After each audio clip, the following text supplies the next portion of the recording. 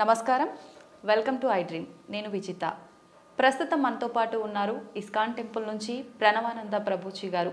వారు ముంబైలోని గోవర్ధనికో విలేజ్లోని ఆశ్రమంలో సేవ చేస్తూ వారి ప్రవచనాల ద్వారా కృష్ణతత్వాన్ని, కృష్ణుడి యొక్క లీలను మనకు తెలియజేస్తూ ఉంటారు. ఇప్పుడు ప్రభుజీతో మాట్లాడదాం. నమస్కారం గురుజీ. హరే కృష్ణ. నమస్కారం అండి. బాగున్నారా?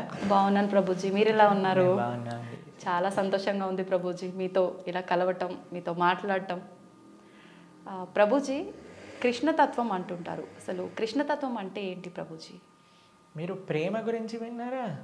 వినే ఉంటారు. విన్నాం. ప్రేమ, పరిపూర్ణమైన ప్రేమతత్వమే కృష్ణతత్వం అంటే. ఓకే. అయినా మూర్తీభవించిన ప్రేమ స్వరూపం, మూర్తీభవించిన ఆనంద స్వరూపం. భగవంతుడి గురించి మన శాస్త్రములలో సత్ చిత్ ఆనంద స్వరూపము అని భగవంతుడి గురించి అంటారనమాట. ఇప్పుడు చూడండి, కృష్ణుడి లీలలు ఎటువంటిది అని అంటే, ఎవ్వరు ఆయనని ఏ విధంగా ఆశ్రయించినా సరే ఆయనని అట్రాక్ట్ చేసేస్తారనమాట. ఆకర్షణ మనకి మన మన గ్రావిటీ అని అంటారు. మన భూమికి ఉంటుంది గ్రావిటేషన్ ఎనర్జీ. అది ఏం చేస్తుంది అని అంటే, పైకి ఏదైతే ఉంటుందో దాన్ని కిందికి లాగేస్తుంది అనమాట గ్రావిటీ వల్ల. అవును. కానీ కృష్ణుడు ఎలాంటి వాడంటే, ఎంత కింద పడిపోయిన వాడినైనా సరే పైకి లాగేస్తూ ఉంటాడు. అది ఆయన దగ్గర ఉండే శక్తి అనమాట. ఆయన యొక్క లీలల చేత, ఆయన యొక్క చేష్టితముల చేత, ఆయన యొక్క అద్భుతమైన తత్వం చేత అందరి మనసుని కూడా ఆకర్షించే వ్యక్తి కృష్ణుడు. అయితే ఇప్పుడు చూడండి, చిన్నపిల్లల్ని బాలలీలలు చేసి ఆకర్షించారు. అటు చిన్నపిల్లవాడుగా ఉన్నప్పుడు గోపికలందరినీ కూడా ఆయన ఆశ్రయించారు. దాని తర్వాత పెద్దగా అయ్యాడనుకోండి, మిగతా వాళ్ళందరూ తన యొక్క ఫ్రెండ్స్, తర్వాత ఇంకా యంగ్ గోపీస్ అందరూ కూడా కృష్ణుడిని ఆశ్రయించగలిగారనమాట. దాని తర్వాత కంసాదులందరూ కూడా కోపంతో అయినా సరే నిరంతరం కృష్ణుడి గురించే ఆలోచిస్తూ ఉండేవారు, కృష్ణుడితో గురించే ఆలోచిస్తూ ఉండేవారు. మిగతా భక్తులు, నారదాది భక్తులందరూ కూడా ప్రేమతో కృష్ణుడిని ఆశ్రయించారు. అర్జునుడు లాంటి వాళ్ళు ఫ్రెండ్షిప్తో కృష్ణుడిని ఆశ్రయించారు. కాబట్టి ఏ విధంగా చూసినా సరే అందరినీ కూడా తన యొక్క మ్యాజిక్లో పెట్టేసేవాడు అనమాట కృష్ణుడు అని అంటే. కృష్ణతత్వం మనకి అన్నిటికంటే పరిపూర్ణమైన తత్వము అని చెప్తారు భగవద్ అవతారములలో. మనకి భాగవతం చెప్తుంది, సాక్షాత్గా అన్ని అవతారముల యొక్క ఏదైతే మూల కారణం ఉందో అది కృష్ణతత్వం అని కూడా మనకి చెప్తారు శ్రీమద్ భాగవత ప్రమాణంగా చూస్తే. ఓకే. అయితే స్వామి అద్భుతమైన ప్రేమ, ధర్మము, ఆనందము వీటన్నిటితో కూడుకున్న తత్వమే కృష్ణతత్వం అన్నమాట. ఓకే. అయితే ప్రభుజీ, హిందువులు కృష్ణుణ్ణి అసలు ఎందుకు పూజించాలి ప్రభుజీ? హిందువు అని అంటేనే రామకృష్ణాదులందరినీ కూడా ఆరాధన చేసేవారే. సనాతన ధర్మానికి ఒక మూల స్తంభం, లేదా ఒక విధంగా చెప్పాలి అని అంటే సనాతన ధర్మానికి ఒక అన్నిటికంటే ముఖ్యమైన గ్రంథం మనకి భగవద్గీత. కృష్ణుడిని గీతాచార్యుడు అని అంటారు. కృష్ణం వందే జగత్ గురుం. మనందరికీ గురువు ఎవరు అని అంటే అది శ్రీకృష్ణుడే. గీత ద్వారా అసలు హిందూ అని అంటే ఏంటి, సనాతన ధర్మానికి చెందినవారు అని అంటే ఏంటో తెలుసా అండి? మనకి భగవంతుడి పైన నమ్మకం ఉంటే మనం హిందువులం కాదండి, మనం సనాతన ధర్మానికి చెందిన వాళ్ళం కాదు. మన శాస్త్రముల పైన నమ్మకం ఉంటే మన హిందువులం అవుతాం. చాలా మంది అనుకుంటారు, మేము గుడికి వెళ్తామండి, మేము బొట్టు పెట్టుకుంటామండి, మేము భగవంతుడికి అగరబత్తి తిప్పుతామండి కాబట్టి మేము హిందువులం. Sorry sir, you are not Hindu. మనం ఎప్పుడైతే గీత, భాగవత, రామాయణాదులు అన్నిటినీ కూడా ఒప్పుకుంటాం అప్పుడు మనం హిందువులు అవుతాం అన్నమాట. ఎందుకంటే మనకి భగవంతుడి గురించి ఎలా తెలిసిందండి? మీ కృష్ణుడు ఉన్నాడు అని ఎలా తెలిసింది? భాగవతం నుంచి తెలిసింది. రాముడు ఎలా ఉన్నాడు అని తెలిసింది? రామాయణం నుంచి తెలిసింది. మనం రామాయణము, భాగవతము, భగవద్గీత, ఉపనిషత్తులు, వేదములు వీటిని ఒప్పుకున్నప్పుడే మనం భగవంతుడికి నమ్ముతాము అని మనకి ఆచార్యులు చెప్తారనమాట. కాబట్టి ఆస్తికత అని అంటే గ్రంథములపైన నమ్మకం పెట్టడం, మన శాస్త్రములపైన నమ్మకం పెట్టడం, మన ఆచార్యులపైన నమ్మకం పెట్టడం. కాబట్టి మనందరికీ ఎవరైతే కృష్ణుడు భగవద్గీతలో ఒక విషయం చెప్తారు, ఏంటో తెలుసా అండి? అహం బీజ ప్రదాపిత అని అంటారు. మనందరికీ తండ్రి ఆయనే. మనందరం కూడా మమై వాంసో జీవలోకే జీవభూత సనాతన అని అంటారు గీతలో. మనందరం కూడా కృష్ణుడి యొక్క అంశములు, చిన్న tiny part and parcels of Krishna అని అంటారు. అంటే మీకు ఎక్స్ప్లెయిన్ చేయాలి అని అంటే, ఒక పెద్ద బంగారపు ముద్ద ఉందనుకోండి, 1 kg బంగారపు ముద్ద ఉంది, మీకు ఒక ఉంగరం చేయించుకోవాలి అని అందనుకోండి, దాంట్లో కొద్ది బంగారం తీసి మనం ఉంగరం చేయిస్తాం. కృష్ణుడు ఆ బంగారపు ముద్ద లాంటి వారు అనమాట, మనమేమో చిన్న చిన్న ఉంగరం లాంటి వాళ్ళం అనమాట. కాబట్టి మనకి కృష్ణుడికి ఉండే సంబంధం ఏంటి అని అంటే, జీవేర స్వరూపహోయ్ కృష్ణేర నిత్యదాస్. మనందరం భగవంతుడి యొక్క దాసులం, భగవంతుడికి సేవకులం అనమాట. కాబట్టి ఆయన సేవ చేయకపోతే ఇంకా మనుష్యే కాదు కదండి. దుర్లభో మానుషో దేహో తదపి దుర్లభమర్థతం మనుష్యత్వం ముముక్షత్వం వైకుంఠ ప్రియ దర్శనం. ఈ మానవ జన్మ లభించిందే భగవంతుని తెలుసుకోవడానికి. కాబట్టి ఆ భగవంతుడి ఆరాధన అనేది ప్రతి ఒక్కరూ తప్పకుండా చేయాలి. మన సనాతన ధర్మంలో కృష్ణ రామ ఆ యొక్క సేవ, వాళ్ళ యొక్క తత్వాలను మనం శ్రవణం చేయటం, వాళ్ళకి సేవ చేయటం అనేది చాలా ముఖ్యం. కాబట్టి ప్రతి ఒక్కళ్ళు కూడా చక్కగా కృష్ణుని ఆశ్రయించాలి, కృష్ణుడి యొక్క భక్తి చేయాలి. ఓకే. అయితే ప్రభుజీ, కృష్ణుడిని ఆరాధించాలంటే కృష్ణుడి విగ్రహం అనేది మనం ఇంట్లో పెట్టుకొని ఆరాధించాల్సి ఉంటుందా గురూజీ? అసలు ఎందుకు పెట్టుకోవాలి కృష్ణుడి విగ్రహాన్ని? కృష్ణుడి యొక్క విగ్రహం ఎందుకు పెట్టుకోవాలి అని అంటే, మనం మీకు ఒక విషయం చెప్తానండి. మీకు చాలా ప్రేమ ఉన్ని వ్యక్తిలోని ఎవరైనా ఉన్నారనుకోండి, మీరు ఏం చేస్తారు? మా కాలేజ్లో మేము ఇంజనీరింగ్ చదువుకునేటప్పుడు చూసేవాళ్ళం అనమాట. ఎవరికైనా గర్ల్ ఫ్రెండ్ బాయ్ ఫ్రెండ్ ఉన్నారనుకోండి, వాళ్ళు ఏం చేస్తారు తెలుసా? స్క్రీన్స్ ఎవరిపైన వాళ్ళు ఫోటో పెట్టుకునేవారు అనమాట. అదే అడుగుని, అరే వీళ్ళెవరు అంటే, వీళ్ళు నా గర్ల్ ఫ్రెండ్, వీళ్ళ బాయ్ ఫ్రెండ్ అని చెప్తూ ఉండేవారు. తర్వాత మేము ఎప్పుడైనా వాళ్ళకి రూమ్కి వెళ్ళాం అనుకోండి, రూమ్లో కూడా వాళ్ళ ఫోటోలు ఉండేవి. దాని తర్వాత ఎక్కడ పర్సులో చూసాను, పర్సులో కూడా వాళ్ళ ఫోటో ఉండే.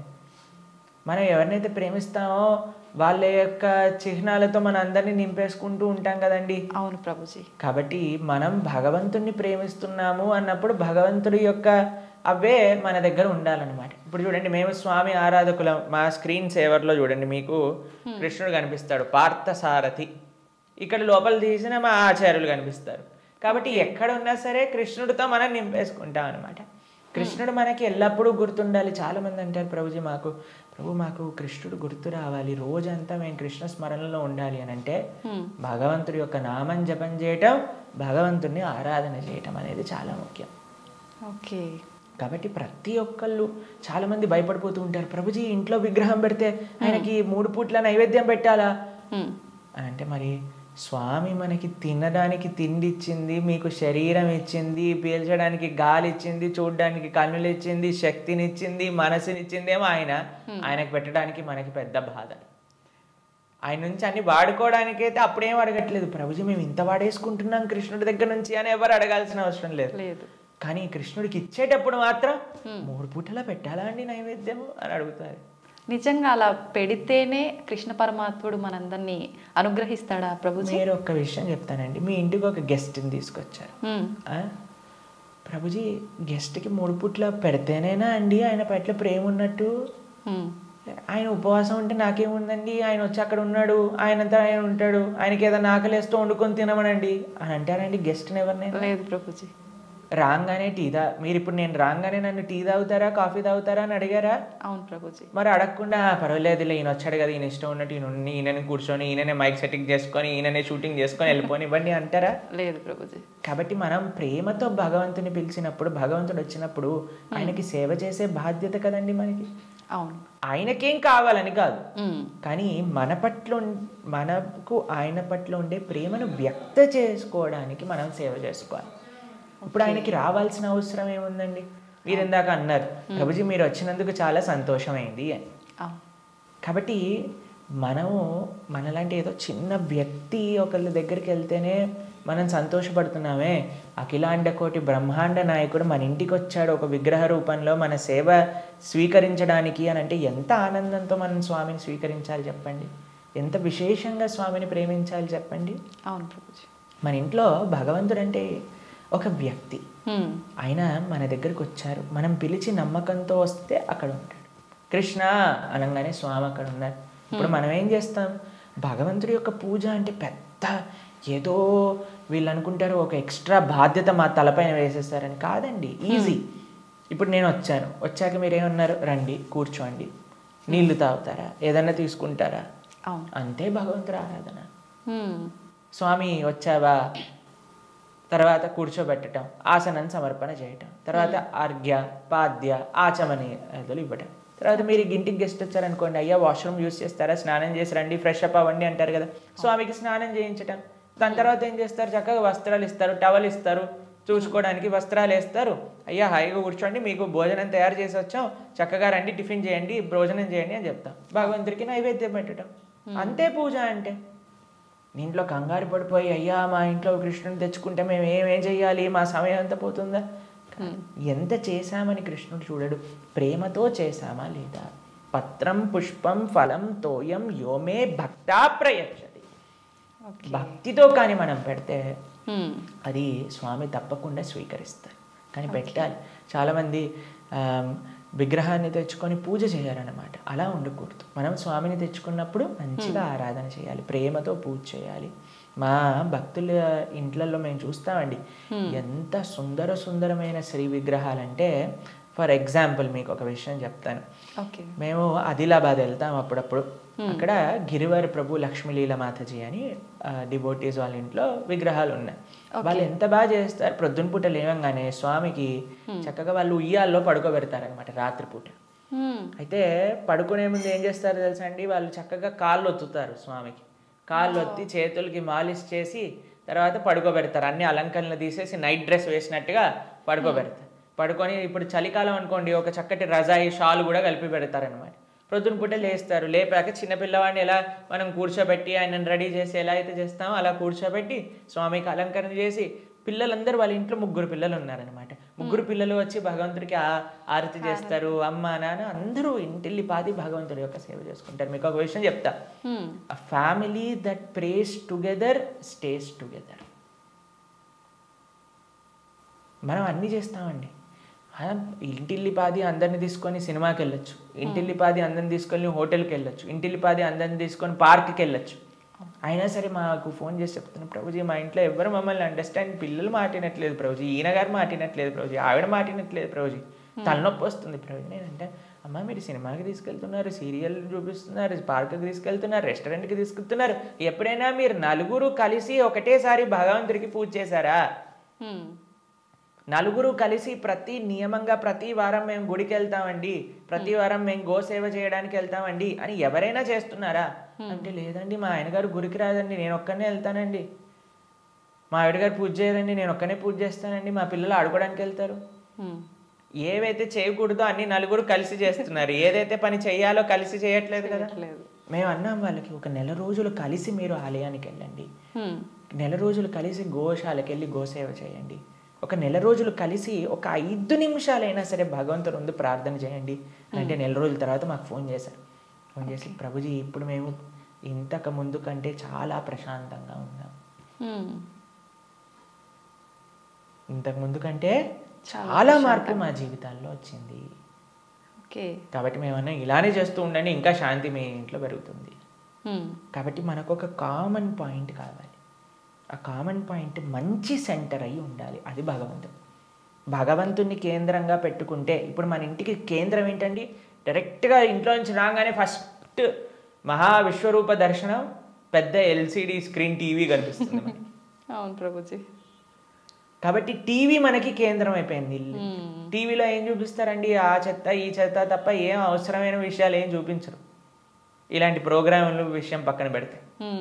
కాబట్టి మనిషికి ఏది మంచిదో అది మనకి కేంద్రంగా ఉండాలి. ఇప్పుడు దురదృష్టవశాత్తు టీవీలు కేంద్రం అయిపోయాయి ఇంటికి. ఎంత పెద్ద టీవీ ఉంటే అంత గొప్ప స్టేటస్ నీది అని చెప్పుకునే వాళ్ళు కూడా తయారైపోయారు. మేము ఒక భక్తుల ఇంటికి వెళ్ళాం. జనరల్గా భక్తుల ఇంట్లలో టీవీలు చూడం మేము ఎప్పుడు కూడా. వాళ్ళు టీవీలు తీసేసి ఎక్కడైతే టీవీ ఉండాలో అక్కడ ఆలయం ఉంటుంది. మా ఇంట్లో కూడా టీవీ ఉండదండి. మా ఇంట్లో హాల్లోకి వెళ్తే ఫస్ట్ కనిపించేది మీకు మా పూజా గది, మా ఆరాధన మూర్తులు అన్నీ కూడా కనిపిస్తూ ఉంటాయి అన్నమాట. డెలిబరేట్లీ మేము అసలు టీవీ పెట్టలేదు హాల్లో, ఎందుకంటే అందరికీ కేంద్రం భగవంతుడు ఉండాలి అట్లీస్ట్ అని. కాబట్టి భక్తుల ఇంట్లలో ఎక్కడైతే టీవీ మెయిన్ ప్రదేశం ఉంటుందో అక్కడ తప్పకుండా పూజ రూమ్ ఉంటుంది. కానీ ఈ భక్తుడి ఇంట్లో మాత్రం పెద్ద టీవీ ఉందన్నమాట. ఓకే. అయితే నేను అడిగి ఆశ్చర్యపోయాను, అరే టీవీ ఏముంది ప్రభుజీ ఒకసారి వెనకాల చూడండి అనగానే ఏం వైర్ లేవు, ఉత్తి టీవీ అలా పెట్టి ఉంటారనమాట. అయితే నేను అన్నాను ఏమైంది, ఎందుకు అలా పెట్టారు అంటే ప్రభుజీ అందరు అంటున్నారు టీవీ ఒక స్టేటస్ సింబల్ అయిపోయింది, మీ ఇంట్లో టీవీ లేదా, మీ ఇంట్లో టీవీ లేదా, మీ ఇంట్లో టీవీ లేదా అన్నందుకు వాళ్ళ కోసం అని పెట్టేశాను ప్రభు, కానీ వైర్లు పెట్టలేదు, ఉత్తి టీవీ పెట్టానని చెప్పారనమాట. కాబట్టి ఇప్పుడు చూడండి, మన జీవితంలో దేన్ని మనం చూస్తూ ఉంటే, దేన్ని మనం వింటూ ఉంటే, దేని గురించి మనం మాట్లాడుకుంటూ ఉంటే, దేని గురించి మనం తలుస్తూ ఉంటే అలా మన మనసు అయిపోతుంది. ఓకే. మీరు చెడు విషయాలు వింటూ, చెడు కార్యక్రమాలు చూస్తూ, అనవసరమైన అక్కర్లేని గొడవలు, మన ఇల్లు ఎంత ప్రశాంతంగా ఉన్న సీరియల్లో మనం గొడవలు చూస్తూ ఉంటే ఆ గొడవలు మన ఇంట్లోకి కూడా వస్తాయి ఒక రోజున. ఎందుకంటే అదే కదండి మన మనసులో దింపేది, అదే కదా మన మనసులో అంత నాటుకుపోయేది. మేము చిన్న చిన్న పిల్లల్ని చూస్తాం, అప్పుడప్పుడు విచిత్రమైన స్లాంగ్లో మాట్లాడతారు. ఓయ్ ఏంట్రా ఇది ఎక్కడ పట్టుకున్నావు నువ్వు అని అంటే, ఆ సినిమాలో అలా మాట్లాడాడు ఆ హీరో. ఓకే. మేము స్కూల్లో చదువుకుంటున్నప్పుడు మాకు గుర్తుందనమాట, ఒకసారి మేము ఒక బర్త్డే పార్టీకి వెళ్ళినప్పుడు మా ఫ్రెండ్ ఇలా షర్ట్ టక్ చేసుకుంటారు కదా, ఒకవైపు వదిలేశాడు అనమాట, ఒకవైపు టక్ చేసుకున్నాడు. నేను రే నువ్వు ఇంకో వైపు టక్ చేసుకుంటా మర్చిపోయావురా అని అంటే, అది కాదు ఇప్పుడు ఇది లేటెస్ట్ ఫ్యాషన్ అని అన్నారు. ఎక్కడ చూసావు నువ్వు అని అంటే, సినిమాలో చూసాను. కాబట్టి ఏదైతే చూస్తామో మనం దాన్ని అనుకరిస్తాం, ఏదైతే వింటామో అదే మనం అనుకరిస్తాం. కాబట్టి మేం చెప్పేది జనాలకి ఏంటి అంటే, మంచిని చూడండి, మంచిని వినండి కదా, మంచి విషయం గురించి ఆలోచించండి. భగవంతుడి కంటే మంచి విషయం ఏముందండి ఈ ప్రపంచంలో? అవును. కాబట్టి మన ఇంట్లో మంగళకరంగా ఉండాలి అని అంటే, ఎక్కడ చూసినా భగవంతుడి గురించి ఉండాలి, ఇక్కడ చూసినా భగవత్ స్పృహ అనేది మనకు కలగాలి. మా ఇంటికి వచ్చిన వాళ్ళందరూ ఏమంటారో తెలుసా అండి, ఈ ఇల్లుకి ఉత్తి గోపురం తక్కువ, ఆలయమే సాక్షాత్తుగా అని అంటారు. మా అమ్మ వాళ్ళు ఉండే ఇల్లు మా ఇల్లు అని అంటే, మేము ఉండేది ఆశ్రమంలో. కానీ మా పేరెంట్స్ అండి, ఎక్కడ చూసినా మీకు ఎటువైపు చూసినా కృష్ణుడు కనిపిస్తూ ఉంటాడు, కృష్ణుడి యొక్క వివిధ లీలలు కనిపిస్తూ ఉంటాయి. అట్లీస్ట్ మనం మర్చిపోనే స్థితిలో ఉన్నా సరే అటు చూస్తే, ఓ కృష్ణలీల, కృష్ణుడు ఇలా గోవులను కాయడానికి వెళ్తున్నారు, ఇక్కడ గోపికలతో చక్కగా నృత్యం చేస్తూ ఉన్నారు, ఓ ఇక్కడ యశోదమ్మతో ఉన్నారు అని మనకు ఆ స్పృహ రాదు. కాబట్టి మనం 24 గంటలు మనం ఒక పాజిటివ్ ఎన్వైరన్మెంట్లో ఉండటం వలన, భగవంతుడికి దగ్గరగా ఉండటం వలన అది మనకి మంచిది. కాబట్టి ప్రతి హిందువు అని అంటేనే శ్రీ విగ్రహ ఆరాధన అత్యంత ముఖ్యం. మనము భగవంతుడి యొక్క అస్తిత్వాన్ని, భగవంతుడు అన్నిటికంటే కృప ఏంటో తెలుసా అండి, ఆయనకి ఒక విగ్రహ రూపంలో మన దగ్గరికి రావడం. ఓకే. ఆ కృపని మనందరం, ఈ సనాతన సాంప్రదాయం పాపం మిగతా వాళ్ళకి ఆ అదృష్టం లేదు, వాళ్ళకి ఆ ఆనందం అంటే ఏంటో తెలియదు. కానీ మన సాంప్రదాయంలో ఆ విగ్రహ ఆరాధన, ఆ సేవ, భగవంతుడికి ఆ ప్రేమపూర్వకమైన సేవ చేస్తే అండి, అసలు దానికంటే గొప్ప ఆనందం ఈ ప్రపంచంలో ఇంకొకటి లేదు. కాబట్టి అటువంటి అదృష్టాన్ని మనం వదిలేసి పూజ చేయాలా, పూజ ఎందుకు చేయాలి, పూజ చేస్తే 3 పూట్ల నైవేద్యం పెట్టాలా, పూలు తీసుకొని రావాలా, మాల కట్టాలా, బట్టలు వేయాలా, అయ్యో రామ, మాకు ఇలాంటి ప్రశ్నలు ఇస్తే మాకు చాలా బాధేస్తుంది అనమాట. ఎందుకంటే మన పెద్దలందరూ, మన ఆచార్యులందరూ, మన గురువులందరూ భగవంతుడి యొక్క ఆరాధన ఎలా చెయ్యాలి, ఎంత బాగా చెయ్యాలి అని జీవితం యొక్క గోల్ భగవంతుడి ఆరాధన కోసం పెట్టేస్తే, భగవంతుడి యొక్క శ్రీమూర్తులను కాపాడటంలో పెట్టేస్తే, మనం మాత్రం ఇప్పుడు మోడర్న్ డే 21st century హిందువులు పూజ చేయాలా అని అడిగే స్థితిలోకి వచ్చేస్తాం. కాబట్టి వెరీ అన్ఫార్చునేట్. పూజ చేస్తున్నాము అంటే చాలా వరకు భయం ఒకటి మొదలైంది ప్రభుజీ అందరిలో. ఏం చేస్తే ఏం తప్పు అవుతుందో, దానివల్ల మాకేమన్నా మళ్ళీ అపచారం జరుగుతుందో, ఇట్లాంటి భయాలు ఎక్కువైపోయినాయి ప్రభుజీ. అదే కదా, ఎందుకంటే మనం దేవుడితో బిజినెస్ చేయాలి అని ప్రయత్నిస్తున్నాం. కాబట్టి బిజినెస్ ట్రాన్సాక్షన్స్లో ఏదైనా తప్పు రాసాం అనుకోండి, అయిపోయానంటే. బిజినెస్ ట్రాన్సాక్షన్స్లో ఏదైనా తప్పు చేసాం అనుకోండి, ఎందుకంటే వీడు ఏం ఆలోచిస్తున్నాడు, ఇప్పుడు నేను ఇది ఇలా చేస్తే దేవుడు నాకు అది అలా ఇవ్వాలి, అయ్యా నువ్వు నాకు 1 కోటి రూపాయలు ఇస్తే నేను నీకు 10 కొబ్బరికాయలు కొడతాను. దేవుడు మీకు 1 కోటి రూపాయలు ఇస్తే మీరు 10 కొబ్బరికాయలు కొడతారా దేవుడికి? ఎంత పెద్ద దానం ఇస్తున్నాడు చూడండి దేవుడికి. అసలు ఇలా తయారైపోయాం కదండి. మనకి ఏం అవసరం లేదు, ప్రేమ మనకు అవసరం లేదు భగవంతుడి పట్ల. దేవుడా నువ్వు నాకు ఇది ఇవ్వు, నాకు ఆరోగ్యాన్ని ఇవ్వు, నాకు బట్టలు ఇవ్వు, నాకు డబ్బులు ఇవ్వు, నాకు కార్లు ఇవ్వు, నాకు ఇల్లులు ఇవ్వు, నాకు పిల్లలు ఇవ్వు, నాకు పెళ్లి చెయ్యి. మనం తిరుప్పావై ప్రవచనాలు చెప్తూ ఉంటే ఒక మంచి భార్య కోసం తిరుప్పావై వ్రతం చేయొచ్చా, మంచి భర్త కోసం తిరుప్పావై వ్రతం చేయొచ్చా? ప్రతిదీ కూడా మనం మన కోరికలు తీర్చుకోవడానికి భగవంతుని వాడుకుంటున్నాం. ఆయన ఏటీఎం మషిన్ లాగా కార్డు పెట్టామా, డబ్బులు తీసుకున్నాం, దాని తర్వాత వదిలేసాం. కాబట్టి భగవంతుడు అంటే మనకి సేవ చేయడానికి వచ్చినవాడు కాదండి. భగవంతుడు అంటే మనం ఆయన సేవ చేయాలి, ఆయనను మనం ఆశ్రయించాలి, ఆయనను మనం సేవించాలి. ఇప్పుడు మీకు ఒక విషయం చెప్తానండి. ఒక చిన్న పిల్లవాడు ఉన్నాడు, తల్లి ఇలా ఎత్తుకుంది. మేము చిన్నప్పుడు చూస్తాం, మేము కూడా చేసే ఉంటాం. అప్పుడప్పుడు అమ్మ జుట్టు పట్టుకొని ఇలా పీకుతారు చూసారా, పిల్లలు ఇలా పట్టుకొని ఇలా పీకేస్తుంటే అమ్మ అంటుంది, ఓ ఇలా ఇలా తీసేసి, ఓ మా కన్నా మా బంగారు కొండ అని అంటుంది. అంతేగాని నా జుట్టు పీకినందుకు లాగా ఒకటి పీకి పెడుతుందా పిల్లవాడిని? లేదు ప్రభుజీ. ఎందుకంటారండి? పిల్లల్ని గారాబం చేస్తుంటారు ముద్దుగా, అంటే తెలిసి తెలియని వయసు, ప్రేమ. పాపం వాడికి ఏం తెలుసండి జుట్టు పీకితే నొప్పేస్తుంది మా అమ్మకి అని. కానీ తల్లికి ఆ పిల్లవాడి పైన ప్రేమ అంటే ఏమనిపించదు. అవును, అంతేనా?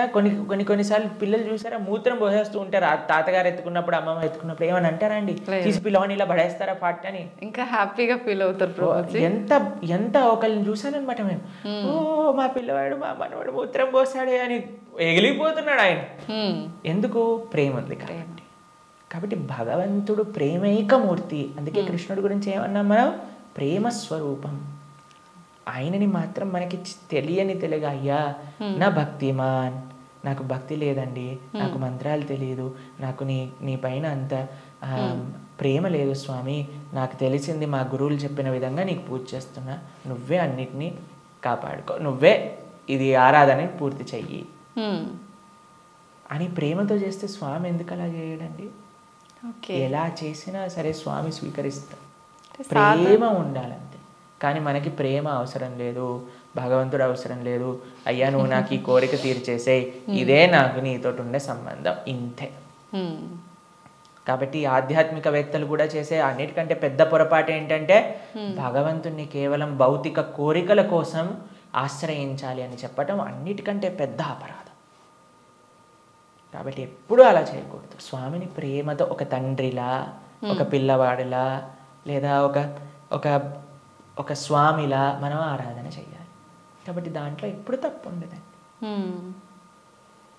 ప్రభుజీ, సాధారణ భక్తులు ఆ రకంగా కృష్ణ భగవాను పూజించిన సేవ చేసుకున్నా కూడా వస్తాడా ప్రభుజీ భగవానుడు?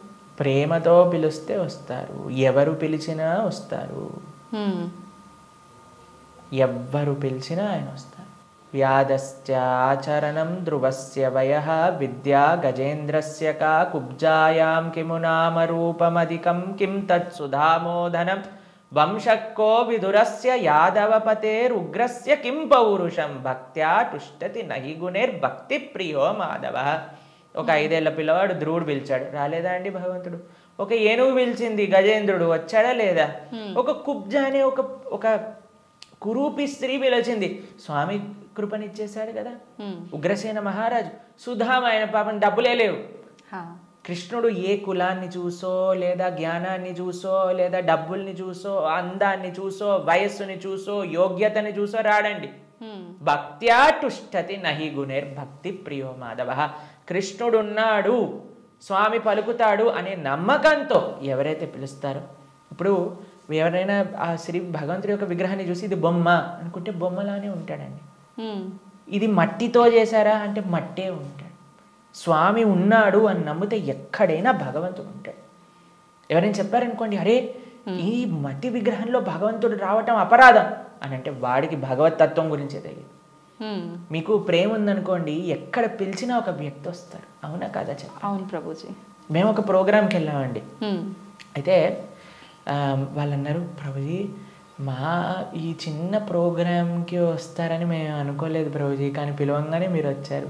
ఒక చిన్న వ్యక్తినండి, ఒక ఇన్సిగ్నిఫికెంట్ పర్సెంట్ లైక్ మీ ఒక దగ్గరికి వెళ్తే వాళ్ళు ఎంత ఆనందపడ్డారు. అరే మా ప్రదేశానికి కూడా వస్తారా, మా ఇంటికి వస్తారా ప్రభుజీ అని ఆనందపడ్డారు. అదే ప్రేమతో పిలిస్తే భగవంతుడు రాడు ఈ వస్తువులోకి అని చెప్తే అసలు భగవంతుడు ప్రేమ ఉన్నట్టేనా?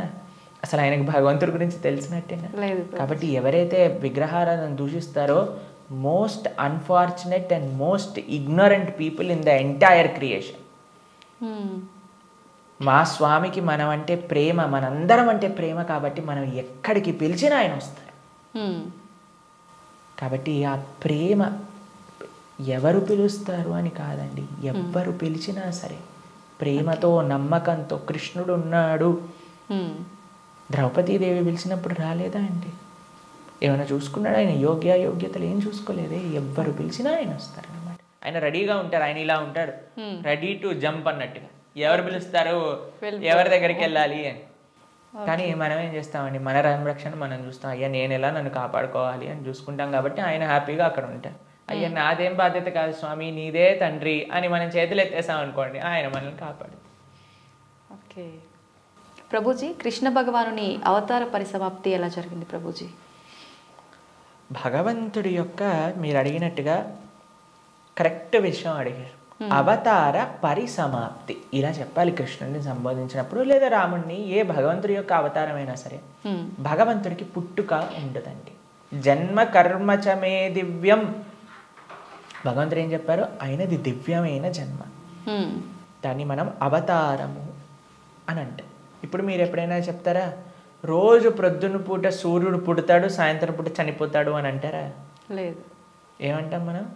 సూర్యుడు ఉదయించాడు, అస్తమించాడు, అంతేనా? అవును ప్రభుజీ. భగవంతుడు కూడా ఉదయిస్తాడు, భగవంతుడు కూడా అస్తమిస్తాడు. సూర్యుడు అస్తమిస్తాడు అంటే పోయినట్టేనా? ఇంకా ఆయన నీకు కనిపించట్లేదు, కానీ ఇంకెక్కడ ఉన్నట్టే కదా. అవును. ఇప్పుడు మనకి ఇండియాలో సూర్యాస్తమయం అయిపోయింది అంటే ఇంకో దేశంలో సూర్యోదయం అవుతున్నట్టు కదా. కాబట్టి భగవంతుడు ఎప్పుడూ ఎల్లప్పుడూ కూడా ఆయనకి మరణము అనేది ఉండదు, జనమ అనేది ఉండదు. ఆయన మన పైన కృపతో అవతారాన్ని స్వీకరిస్తారనమాట. ఓకే, మీకు ఒక విషయం చెప్తాను. కొంతమందికి మెమరీ లాస్ పేషెంట్స్ ఉంటారు. మెమరీ లాస్ పేషెంట్స్ దగ్గరికి ఏం చేస్తారంటే అండి, వాళ్ళకి ఇంతకు ముందు ఉండే మెమరీస్ని చూపిస్తారనమాట. వాళ్ళ పిల్లల్ని, లేదా వాళ్ళు చిన్నప్పుడు తీసిన ఫొటోస్ని, వాళ్ళు ఉన్న ఊర్లని, అవన్నీ ఇలా చూపిస్తూ ఉంటారనమాట. చూపిస్తూ ఉంటే కొన్నిసార్లు ఏదో ఒకటి వాళ్ళ బ్రెయిన్కి ఇలా క్లిక్ అయ్యి అప్పుడు వాళ్ళు గుర్తుపట్టడం ప్రారంభిస్తారనమాట. వాళ్ళు ఎక్స్టర్నల్ కాన్షియస్నెస్లోకి వస్తారు. భగవంతుడి యొక్క అవతారం ఎందుకోసము అని అంటే, మనందరం ఈ సంసార సాగరంలో పడి కొట్టుకుపోతున్నాము. ఏదో మనం కూడా మెమరీ లాస్ అయిపోయినట్టు ఇదే నా వాళ్ళు, ఇదే నా ప్రపంచం, ఇదే నా ఇల్లు అని తిరుగుతున్నారు. వీడి నిజమైన స్వరూపాన్ని చూపించాలి అని స్వామి అవతరించి, స్వామి యొక్క లీలల ద్వారా, రామాయణ భాగవతాదుల ద్వారా, అయ్యా ఇది నువ్వు ఈ ప్రదేశానికి చెందినవాడివి అని మనకు చూపిస్తారు. అప్పుడు ఓ నేనైతే ఈ మనుష్యుని కాదా, ఓ అయితే ఇది నేను ఈ కులానికి చెందినవాడిని కాదా, ఈ ప్రాంతానికి చెందినవాడిని, నేను కృష్ణుడి దాసున్నా, నేను ఉండాల్సింది ఆ భగవంతుడి యొక్క లోకంలో కదా అని మనం కూడా మర్చిపోయిన వాళ్ళకి కొద్దిగా బుద్ధిని ఇవ్వడానికి స్వామి అవతార స్వీకారం చేస్తారనమాట. మనందరం పడిపోయి ఈ సముద్రంలో పడిపోవడం అంటే ఏంటండి? మునిగిపోవటం. అవును. కానీ సముద్రంలో మునిగేవాడిని కాపాడాలి అని అంటే ఎక్కడో ఆకాశం నుంచి కాపాడలేం కదండి, ఆయన కూడా సముద్రంలోకి రావాలి కదా. అలా భగవంతుడు కూడా ఈ ప్రపంచంలో దిగి మనల్ని పట్టుకొని బయటికి తీసుకురావడానికి ఆయన ఒక అవతారాన్ని స్వీకరిస్తారు. ఆ ప్రయోజనం అయిపోయినట్టు ఏంటి ప్రయోజనం భగవంతుడు అవతరించడానికి? భగవద్గీతలో కృష్ణుడు చెప్పారు, యదా యదా హి ధర్మస్య గ్లానిర్భవతి భారత. అయ్యా ఎక్కడైతే ధర్మం నశిస్తుందో అక్కడక్కడ నేను అవతరిస్తా. పవిత్రానాయ సాధూనాం వినాశాయ చ దుష్కృతాం ధర్మ సంస్థాపనార్థాయ సంభవామి యుగే యుగే. అయ్యా ఎక్కడైతే భక్తుల్ని కాపాడాలో, ఎక్కడైతే అధర్మాన్ని నాశనం చేయాలో, ధర్మాన్ని స్థాపన చేయాలో అక్కడ నేను అవతరిస్తాను అని. కాబట్టి అప్పుడప్పుడు భగవంతుడు వివిధ రూపాలలో అవతరిస్తారు. అవతారం అయిపోయింది అంటే ఆ ప్రయోజనం అయిపోయింది అన్నప్పుడు అవతార పరిసమాప్తి చేస్తారనమాట. కాబట్టి చాలామంది కృష్ణుడు చనిపోయాడు, కృష్ణుడు పుట్టాడు. కృష్ణుడు పుట్టలేదండి, కృష్ణుడు చనిపోలేదు.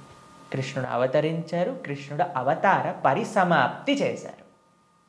మనం పుట్టంగానే అని ఏడుస్తూ ఉంటారు. ఏడవకపోయినా సరే, ఎవరైనా ఏడవకపోతే ఏం చేస్తారంటే డాక్టర్ వచ్చి 2 వేస్తాడనమాట. ఏడవాలి మనం. కానీ కృష్ణుడు పుట్టినప్పుడు తెలుసా అండి, నవ్వుతూ పుట్టాడు. అమ్మ నాన్న ఆశ్చర్యపోయాడు. జలధరుదేహు నాజాను చతుర్బాహు సరసీరు జాక్షు విశాలాక్షు జారు గదా శంఖ చక్ర పద్మ విలాసు కంఠ కౌస్తుభమణి కాంతిబాను కమనీయ కటిసూత్ర కంకణ కేయూర శ్రీవత్సలాంఛనాంచిత విహారు సురకుండల ప్రభాయుత కుంటల లాటు వైఢూర్య మణి గణవరి కిరీటు బాలు పూర్ణేందు రుచిజాలు సుగుణాల బాలు భక్తలోకపాలు కృపావిశాలు జూచి తిలకించి పొలకించి యొబ్బి చెలరేగ వసుదేవుడు ఉత్సహింపే అని అంటారనమాట భాగవతంలో.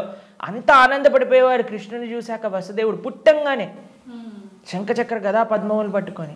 వసుదేవుడు అంతా ఆనందపడ్డారనమాట కృష్ణుడు అవతరించినప్పుడు. ఎప్పుడైనా మీరు చూసారండి పిల్లవాడు పుట్టినప్పుడు నాన్న అమ్మ బాగున్నారా మీరు అని అడగటం? కానీ కృష్ణుడు పుట్టంగానే వాళ్ళ చరిత్రలు మొత్తం కూడా చెప్తారు, వసుదేవుడిది ఇంకా దేవకీ దేవిది. దాంతోపాటు ఎంత ఆనందంగా అంటే చతుర్భుజ రూపంలో ఎవరైనా పిల్లలు చూసారా శంఖచక్రం పట్టుకొని రావటం? లేదు. కాబట్టి మనందరం ఏడుస్తూ పుట్టాం కాబట్టి మనది జన్మ. కానీ కృష్ణుడు నవ్వుతూ ఆయన యొక్క స్వరూపంతో అవతరించి తల్లిదండ్రుల్ని ఉద్ధరింపజేయడానికి స్వీకరించిన అవతారము అని అంటారు. కాబట్టి భగవంతుడికి ఎలా అయితే పుట్టుక లేదో అలానే మరణము కూడా లేదు. స్వామి ఎప్పుడు కూడా ఈ వర్డ్ యూజ్ చేయకూడదు కృష్ణుడి దగ్గర. కృష్ణుడు చనిపోయాడట, రాముడు చనిపోయాడట, ఇవన్నీ మనం అపరాధం అవుతుంది అనమాట. కాబట్టి మనం కరెక్ట్గా మీరు చెప్పిన వర్డ్గా అవతార పరిసమాప్తి, కృష్ణుడి యొక్క అవతార పరిసమాప్తి ఎలా జరిగింది మేము ఇన్స్టాగ్రామ్లలో యూట్యూబ్లలో ప్రకారంగా చెప్పట్లేదు, శాస్త్రంలో ఏ విధంగా ఉందో ఆ విధంగా చెప్తున్నాం. కాబట్టి దీంట్లో చాలా తేడా ఉంది. ఎందుకంటే మాకు అప్పుడప్పుడు రీల్స్ పంపిస్తూ ఉంటారు, అందులో ఏదో కృష్ణుడు ఇలా అయిపోయాడట అలా అయిపోయాడట అని చెప్తూ ఉంటారు. దాన్ని నమ్మకండి. మీరు శాస్త్రాన్ని అధ్యయనం చేసిన వాళ్ళు ఏం చెప్తున్నారు, అలానే ఇప్పుడు ప్రతి ఒక్కరు కూడా కృష్ణుడి గురించి మాట్లాడడానికి రెడీ అయిపోయారు. ప్రతి ఒక్కరు కూడా ధర్మం గురించి మాట్లాడడానికి రెడీ అయిపోయారు. ప్రతి ఒక్కళ్ళు కూడా సాధువుల్ని ప్రశ్నించడానికి రెడీ అయిపోయారు. కానీ సాధన ఏమీ లేదు, శాస్త్ర అధ్యయనం ఏమీ లేదు, సేవ ఏమీ లేదు. ప్రతి ఒక్కరికి మైక్ వచ్చింది కదా, కెమెరా ఉంది కదా అని మాట్లాడుతున్నారు అనమాట. కానీ అది కాదండి కరెక్ట్ విధానం. తద్విద్ధి ప్రణిపాతేన పరిప్రశ్నేన సేవయా ఉపదేశంతితే జ్ఞానం జ్ఞానినః తత్వదర్శినః. ఒక గురువు దగ్గరికి వెళ్ళి సేవ చేస్తూ ఎంత కష్టం తెలుసా అండి మీకు. ఒక విధంగా శాస్త్రం విషయాలు నేర్చుకోవాలి అని అంటే ఆ నమ్మకం, ఆ డెడికేషన్, ఆ ఇంట్రెస్ట్, ఆ సేవ, పరిప్రశ్న ఇవన్నీ కావాలి మనకి. ఇప్పుడు ఒక విషయం మనకి టీవీ మాధ్యమంగానో మన ఇంటర్నెట్ మాధ్యమంగానో అన్ని సులభము అయ్యాయి. ఆ సులభం అవ్వటంలో రెండు ఉన్నాయి. ఎవరైనా మాట్లాడింది మనం నమ్మేస్తాం. అలా కాదు. మనం ఎప్పుడు మేము ఒకటే విషయం చెప్తాం, ఎవరైతే సాధువులు చక్కటి పరంపరాగతంగా జ్ఞానాన్ని నేర్చుకున్నారో, ఎవరైతే శాస్త్ర అధ్యయన చేశారో అటువంటి వాళ్ళ దగ్గర నుంచి మనం వినాలి. ఎవరైతే గురువుల్ని ఆశ్రయించి గురువుల దగ్గర నుంచి విన్న వాళ్ళు ఉన్నారు, ఎవరైతే జీవితంలో సొంతంగా దాన్ని సాధన రూపంగా వాళ్ళు చేస్తున్నారో అటువంటి వాళ్ళ దగ్గర నుంచి వినాలి. కాబట్టి మనకి భాగవతం చెప్తుంది, భగవంతుడు ఒకానొక సమయంలో అయ్యా ఈ ప్రపంచంలో ఉండే అధర్మ మొత్తం కౌరవుల వైపు ఒక్కసారి అందరినీ గ్యాదర్ చేసేసి కంప్లీట్ చేసేస్తాడు అనమాట. ఇక అయిపోయింది అని అనుకున్నప్పుడు ఆయన చక్కగా ఒక దగ్గర ప్రభాస క్షేత్రము అనే ప్రదేశంలో ఆయన ఇలా ఉన్నారనమాట. ఉన్నప్పుడు ఒక వేటగాడు వచ్చి ఒక జింకని వేటాడుతున్న ఆయన కృష్ణుడి యొక్క పాదాన్ని, శ్రీపాదాలను చూస్తూ జింకలా అనుకొని బాణాన్ని వేశాను. వేసినప్పుడు అది కృష్ణుడి యొక్క పాదానికి తాకింది. మీకు ఒక విషయం చెప్తాను, లాజికల్గా ఆలోచిద్దాం. మీ అందరికీ లాజిక్ థింకింగ్ చాలా ఎక్కువ కదండి. పాదాలలో బుల్లెట్ దిగింది అని అనుకుందాం, బాణం కూడా పక్కన పెట్టేసేయండి, చనిపోయాడు అని మీరు ఎప్పుడైనా విన్నారా? మన సీరియళ్ళల్లో సినిమాలలో అయితే ఇక్కడ బుల్లెట్ తగినా సరే లేచి నించొని మళ్ళీ మాట్లాడిన వాళ్ళు ఉన్నారు. కాబట్టి పాదాలలో బాణం తలిగితే ఎలా కృష్ణుడిని అవతార సమాప్తి చేశారు, శరీరాన్ని చాలించేశారు అని ఎలా చెప్తాను చెప్పండి. కాబట్టి అదొక లీల. ఎందుకండి కృష్ణుడు ఇలా లీల చేశారు? ఎందుకంటే ఆయన చనిపోయాడు అని చెప్పడానికి కొంతమందికి వీలు చూపించాలి కదా. కృష్ణుడు అండి ఈజ్ నాట్ ఇప్పుడు కొంతమంది అంటారు మా దేవుణ్ణి నమ్మకపోతే నువ్వు నరకానికి వెళ్ళాల్సిందే. కృష్ణుడు అలాంటి వాడు కాదనమాట. కాబట్టి అయ్యా నువ్వు నన్ను నమ్ముకో, నేను నీకు కావాల్సినంత శ్రద్ధ, విశ్వాసం, భక్తిని ఇస్తాను. నువ్వు నన్ను నమ్మకు, నీకు కావాల్సినన్ని రీజన్స్ ఇస్తాను నన్ను నమ్మకపోవడానికి. కాబట్టి అటువంటి వాళ్ళకు ఒక రీజన్ ఇవ్వడానికి అనమాట. భక్తులకి భగవంతుడు అంటే ఎంత అపరిమితమైన ప్రేమ ఉంటుంది అని అంటే స్వామి యొక్క అవతార పరిసమాప్తి గురించి ఎందుకంటే స్వామి యొక్క ఈ ప్రపంచంలో ఇలా ఉన్న స్వామి అక్కడ ఉన్న భక్తులకు ఒకటే. అప్పుడు జరా అనేవాడికి ఏం చెప్పారు, అయ్యా తప్పైపోయింది స్వామి, నీ శ్రీపాదానికి నేను బాణం వేసా అంటే ఏం కంగారు పడకు, నువ్వు వైకుంఠానికి వెళ్ళిపో అంటే ఆయన ప్రదక్షిణ చేసి ఆయన వైకుంఠానికి వెళ్ళిపోతాడు బాణం వేసినోడు. కానీ బాణం తలిగిన వాడేమో చనిపోయాడు, శరీరాన్ని విడిచిపెట్టేశారు. ఒకళ్ళు చెప్తున్నారు కృష్ణుడు నరకంలో ఉన్నాడట.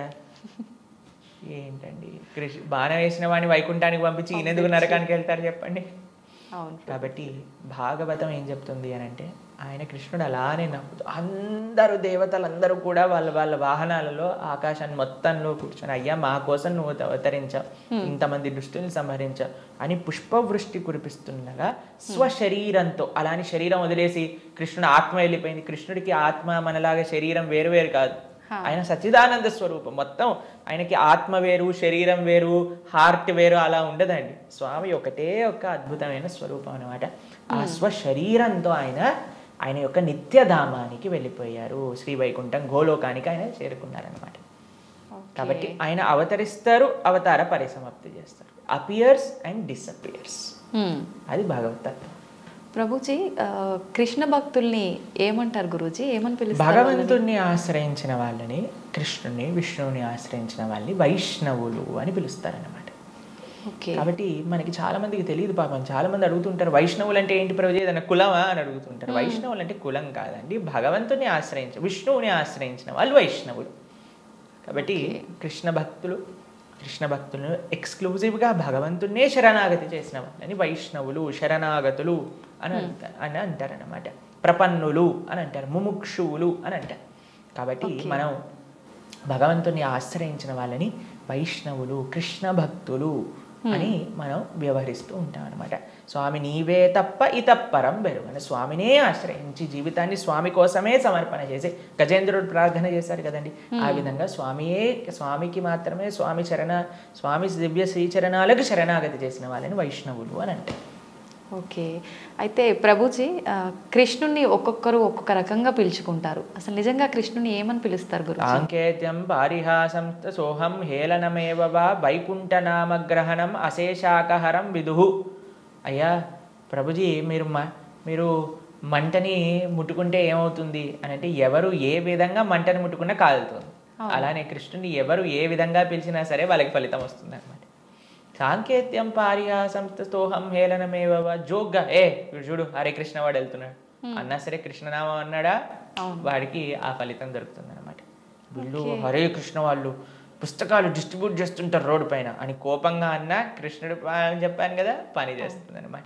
ఏ విధంగా మందు లోపలికి వెళ్ళినా సరే పని చేసినట్టుగా స్వామిని ఎవరు ఏ విధంగా ప్రేమించినా సరే మనం భగవంతుని ఎలా పిలవాలి అని మీరు అడిగారు కదా, ఎలా పిలిచినా ఫలితం ఇచ్చేవాడి యొక్క నామం అయితే ప్రేమతో పిలిస్తే ఇంకేం జరుగుతుంది చెప్పండి. అసలు ఇంకా మంచి అద్భుతంగా ఆ యొక్క భక్తి, ఆ యొక్క ప్రేమ, విశ్వాసంతో మనం ఎప్పుడైతే ఆ భగవంతుడి యొక్క నామాన్ని తీసుకుంటామో కలో దోష నిదే రాజన్ అస్తి ఏకోన్ మహాన్ గుణాన్ కీర్తనాతేవ కృష్ణస్య ముక్త సంగ పరం వ్రజేత్. ఈ కలియుగంలో అన్ని దోషాలతో నిండిపోయింది. ఎక్కడ చూసినా సరే అండి, మాకు ఫోన్ చేసిన వాళ్ళందరూ ప్రభుజీ ఈ బాధ, ఆ బాధ, ఈ కష్టం, వాడు అలా చేశాడు, వీడు ఇలా చేశాడు, వీళ్ళు అలా మోసం చేశారు, వాళ్ళు అలా మాట్లాడుతున్నారు, వీళ్ళు ఇలా ఇబ్బంది పెడుతున్నారు, ఇదే అండి. ఎక్కడ చూసినా సరే, న్యూస్ చూసినా, టీవీ చూసినా, ఎక్కడైనా ఇదే కదండి అంతా కూడా. ఇక్కడ ఆ యుద్ధం జరుగుతుంది, ఇక్కడ ఈ యుద్ధం జరుగుతుంది, ఇక్కడ ఈ దొంగతనం అయింది, అక్కడ యాక్సిడెంట్ అయింది. ఎక్కడ చూసినా ఈ ప్రపంచంలో కష్టాలే అట. ఈ కష్టాలతో నిండిపోయిన ఈ ప్రపంచంలో నుంచి బయటపడాలి అని అంటే ఏకైక మార్గం ఏమిటి అని అంటే భగవంతుడి యొక్క నామస్మరణ. కేవలం భగవన్నామస్మరణ మాత్రమే మనల్ని తరింపజేస్తుంది ఈ ప్రపంచంలోంచి. అందుకే కృతేయ ధ్యాయతో విష్ణుం త్రేతాయాం యజతో మకై ద్వాపరే పరిచర్యాయాం కలో తత్హరి కీర్తనం. ఈ కలియుగంలో శాస్త్రం ఇచ్చిన ఒక అద్భుతమైన ఔషధం ఏంటి అని అంటే భగవన్నామ స్మరణ. ప్రేమతో, మనస్సుతో ఆ భగవంతుడి యొక్క నామాన్ని స్మరించాలి.